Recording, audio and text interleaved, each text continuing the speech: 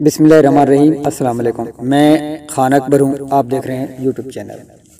India نے دعویٰ کیا ہے کہ ساتھ پاکستان اور چائنا سردیوں میں اٹیک کر سکتے ہیں۔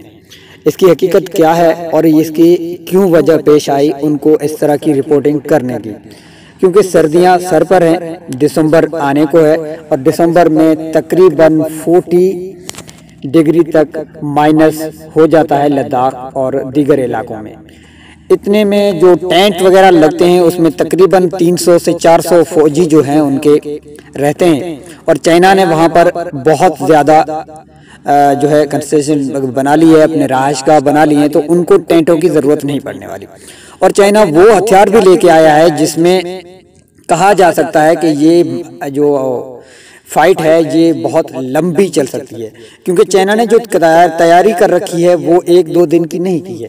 اور پاکستان کی وہ بات کیوں کرتے ہیں؟ اس لیے پاکستان کی بات کرتے ہیں کیونکہ پاکستان کی بھی جنگی جو تیاریاں ہیں وہ چائنا سے ملتی جلتی ہیں، اور پاکستانی بھی سردیوں میں لڑنے کے ماہر ہیں، جبکہ انڈین اس کے برعکس ہیں۔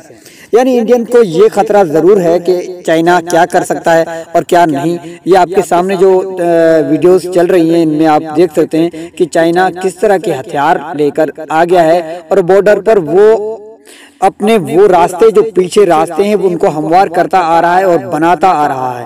یعنی بہت ساری انہوں نے جو راستے ہیں وہ ان کو کاٹ کوٹ کے سیدھا بنا دیا ہے اپنے فوجیوں کے لیے سامان پہنچانے کا، اور وہ سسٹم مکمل ان لوگوں نے تیار کر رکھا ہے، جبکہ بھارتیوں کی تیاری اس کے برعکس ہے اور مکمل نہ ہونے کی برابر ہے۔